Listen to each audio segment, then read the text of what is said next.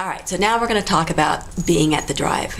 Everything is set up, everything is ready to go, and now you've got to make the approach. That's one of the biggest parts of this, is you can't expect people to come to you. You have to go to them. So we stand in front of our tables, we go to groups of people, whatever it takes to get the information out, and we ask people simply this: how would you like to learn how to save a life today?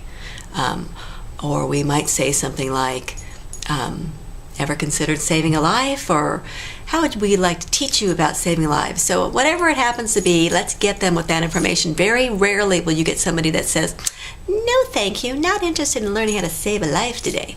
So at that point in time, you got to share your spiel, and your spiel has to do with why you're doing this. Mine always goes back to the fact that, have you ever heard of the National Marrow Donor Program and the Be the Match Registry? And most people will say no, and I'll say, well, I didn't either until my son was diagnosed with a disease whose only treatment or cure was a bone marrow transplant. And that's when I share with people that we learned that 30% of patients will have a sibling match. Well, 30% are not good odds. And that's why we need to get more people on the registry for the 70% of patients who are in need of a stranger. But that stranger's got to be just like you, of your same race and ethnicity. So really important to get right to that, cut to the chase. So it's at this point in time that I have my little bound up cheat sheet with me.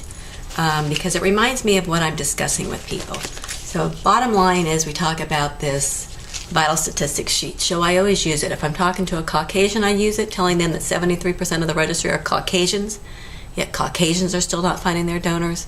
If I'm talking to somebody who's of a minority group, I will pinpoint where they're at and the desire and the need for more people on the registry.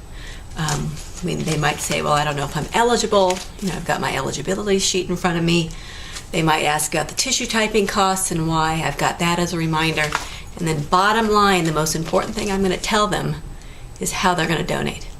So we've got to address that. And what you need to realize is that 70% of people, because most people do not have this conception because of the misconceptions that are out there in the media, but 70% of people will donate their stem cells through blood donation. Well, like, blood donation? I donate blood. I know how to do that. Well, the difference is between this and blood donation is 5 days before you donate, you will get a medication via injection, a little teeny tiny needle for 5 days that will increase your stem cell load. Okay, what does that medication do to me? Well, it could make me a little tired, a little achy, but the people I've known who have donated said, who cares if I needed to take a nap? Who cares if I had a little headache? I could take Tylenol. The bottom line is, on that 5th day, I was going to go save a life.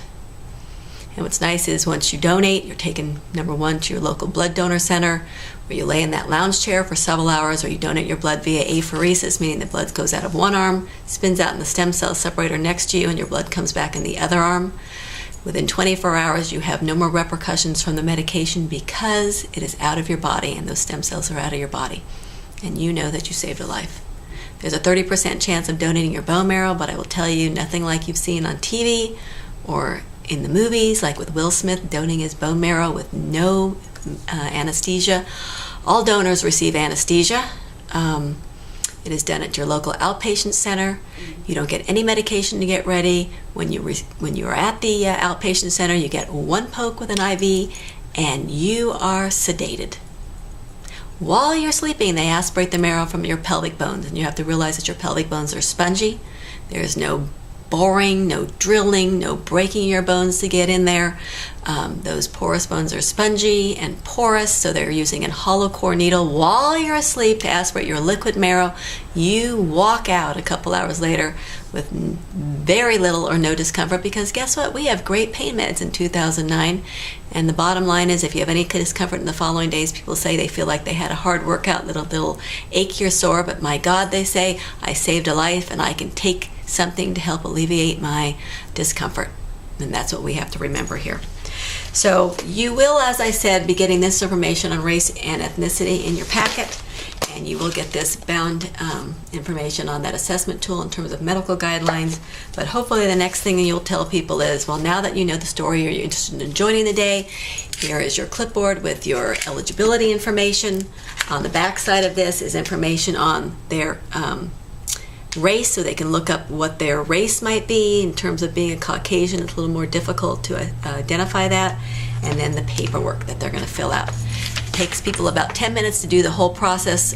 We hopefully have a seating area somewhere for them where they can fill out the paperwork. Side of it. So this is just information about the consent forms, the swab kits. Make sure you read over everything so you can see what is really necessary when somebody fills out the paperwork. In terms of what that form looks like, there are certain areas that really need to be filled out, and you'll see we have a condensed version of it with those areas kind of highlighted, areas that must be filled out, and then we have an actual form in here which will show you again highlighted what areas need to be filled out. All right. People may end up leaving their donor copy if they don't really want it or they want to recycle it. We will take that from them and you send that back to us and we'll use it in another packet. All right, so that information is on there. And then this is information about how to do the swabbing. So pictures, an actual kit, what that looks like, how those swabs are put in there. I like to use a little sawing motion. Some people bend back the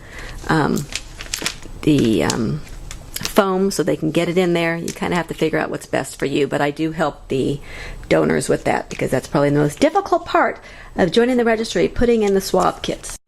All right, so some of the things that you will be giving people are right here in this packet. Their donor ID card, extremely important. What we tell people is that if they move, have a change in their health or their contacts, to please contact the Marrow Foundation, or the National Marrow Donor Program, I should say, with that information.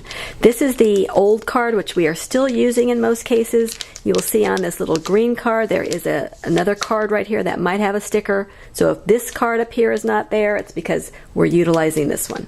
So that's really important that people put it in their wallet. We always give a sticker that says, I've joined, have you? We always give a wristband.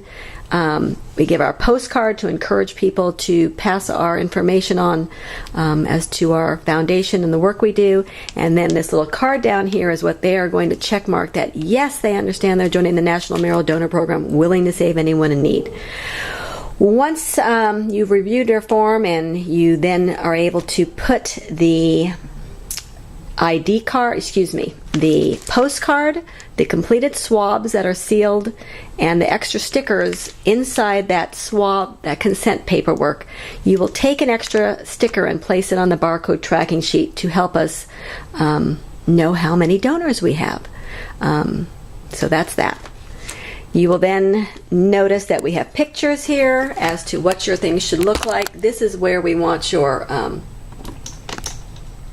packets to have everything in there, how they're going to be shipped back to us, and then the details on after the drive, how you ship that back to us. All right, we've got information in here about Spanish, all of our Spanish paraphernalia, if you need to make copies of that, or if you need it from us. We've got information on the Ronald McDonald House, our local one, so we encourage you to get information from your local house. We've got Donate Life information in here. Again, this is for our local OPO, but we'd like you to get your information. And then on the back is a flyer in terms of blood, and again, use your blood company's information. We've got a paper on cord blood donation. We've got the Be the Match sign. We've got Donate Life sign, and we have certainly a picture of Evan's Entourage sign. Those we like to be in frames on the table. So that completes your training, and we wish you good luck and keep us posted.